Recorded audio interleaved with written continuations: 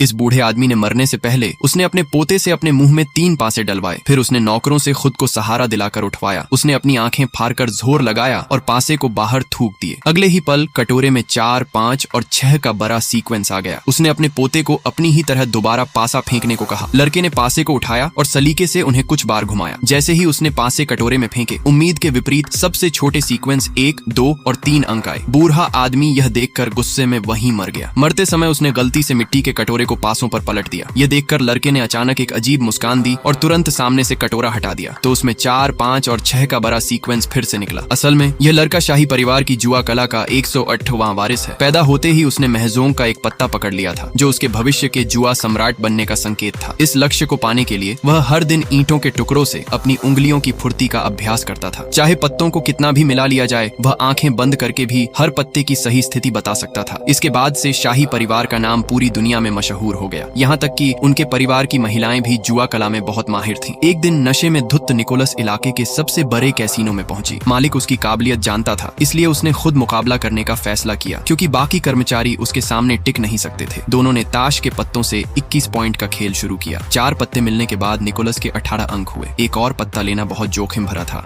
क्योंकि बाजी पलट सकती थी। दूसरी तरफ मालिक के 20 अंक थे। निकोलस ने पूछा कि अगर वह अब भी हार मान ले तो उसे कितनी रियायत मिलेगी। मालिक ने कहा कि तुम्हारी आधी रकम डूब जाएगी। यह सुनकर औरत ने तुरंत चेक निकाला और 50 लाख की ओर बाजी लगा दी। लोगों को लगा कि वह पागल हो गई है, लेकिन जैसे ही उसने आखिरी पत्ता पलटा, वह ठीक 3 नंबर का निकला। कुल मिलाकर उसके पूरे 21 अंक हो गए और इस तरह उसने कैसीनो से एक बड़ी रकम जीत ली।